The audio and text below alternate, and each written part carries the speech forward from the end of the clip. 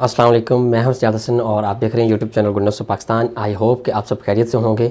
आपको पता ही है कि जैसे कि तहसीलदार की जॉब्स जो हैं वो आ चुकी हैं पीपीएससी के अंदर, तो आज हम उसके हवाले से कुछ इन्फॉर्मेशन जो है वो आपके साथ शेयर करने जा रहे हैं कि कैसे कैसे आपको क्या क्या जो सिलेबस होगा, क्या किस तरह से आप क्वालिफाई करेंगे और किस तरह आप प्रिपरेशन करें, वो चीज़ें भी हम इसी वीडियो में डिस्कस करेंगे। तो शुरू करते हैं जी। आज का हमारा जो टॉपिक हमारा यही है कि जी तहसीलदार की जॉब्स जो हैं वो आ चुकी हैं पीपीएससी के अंदर, और इनको हम डिस्कस करेंगे कि कैसे आप इसके ऊपर अप्लाई करें, कैसे आप इसके पे सिलेबस की तैयारी करें, कैसे आप इसके लिए जो क्वालिफाई करेंगे। तो ये सारी चीज़ें हम इसके अंदर डिस्कस करेंगे। फर्स्ट ऑफ ऑल हम देखते हैं कि इसका सिलेबस क्या होगा। ठीक है, अप्लाई करने का तरीका ये है कि आप पीपीएससी की वेबसाइट पर जाएँ, वहाँ पर ऑनलाइन अप्लाई करें। ठीक है, और 600 फ़ी जो है वो आप किसी भी नेशनल बैंक और इसके अलावा जो स्टेट बैंक ऑफ पाकिस्तान में आप जो जमा करवा सकते हैं। ठीक है, तो ये जो है वो सिलेबस की बात करें तो इसमें आपके 200 मार्क्स का पेपर होगा।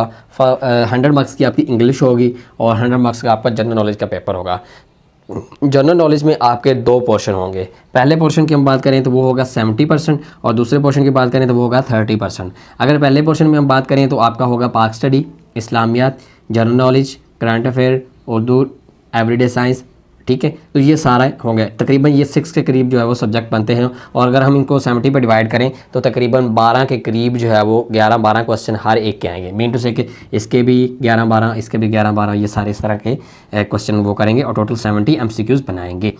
MCQs की बेस पे ये उन्होंने हमारे लिए एक आसान ऑप्शन रख दिया है कि MCQs की बेस पे हमसे ये टेस्ट लिया जाएगा। पहले हम सुनने में ये आ रहा था कि 400 मार्क्स का होगा और उसमें थ्योरी होगी। ठीक है, सब्जेक्टिव पेपर होगा, ऑब्जेक्टिव नहीं होगा। तो अब ये हमारे लिए एक फ़ायदा हो गया है कि दोनों पेपर उन्होंने MCQs की बेस पे रख दिए हैं। ठीक है, तो हमारे लिए ऑप्शन चांस समटाइम एक क्वेश्चन नहीं आ रहा होता, लेकिन थोड़ा सा अगर ज़ोर लगाएँ, दिमाग घुमाएँ, तो हमारे 4 ऑप्शन में से एक जो है वो करीब करीब सिलेक्ट सही तरह से हमें जो है वो लग रहा होता है कि ये सही होगा। तो इसका ये बड़ा बेनिफिट होता है। ठीक हो गया। नेक्स्ट अगर हम बात करें 30% की, तो उसमें IT आएगा। ठीक है, इंफॉर्मेशन टेक्नोलॉजी के क्वेश्चन आएंगे।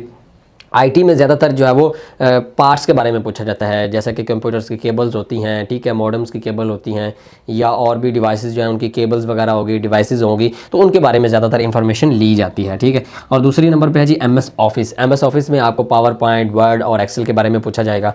ठीक है, यूज़ ऑफ मेल भी आपको आना चाहिए। ठीक है, ये भी उसी में पूछा जाएगा। इंटरनेट का भी पूछा जाएगा। रिकॉर्ड कीपिंग सॉफ्टवेयर जो है वो, जैसा कि MS एक्सेल है, वर्ड है। ठीक है, इनके ज़रिए से आप क्या कर सकते हैं, रिकॉर्ड भी रख सकते हैं। तो ये इस तरह का कुछ उन्होंने कंप्यूटर सेक्शन जो है वो बना दिया है। तो इसके भी आपका 30% जो है ये वाला होगा। टोटल 100% हो गया। अब यहाँ पे हम अगर बात करें तो यहाँ पे आ गया इंग्लिश में आपके grammar and composition. Mean to say कि इंग्लिश कंप्लीटली आ गई। इसमें प्रेपोजिशन भी होगी, सिनोनिम्स भी होंगे, एंटोनिम्स भी होंगे। ठीक है, डायरेक्ट इनडायरेक्ट भी होंगे। ठीक है, और उसके अलावा जो कंप्रीहेंशन भी होगा, उसमें हो सकता है। ठीक है, वो भी उसमें से भी क्वेश्चन आ सकते हैं।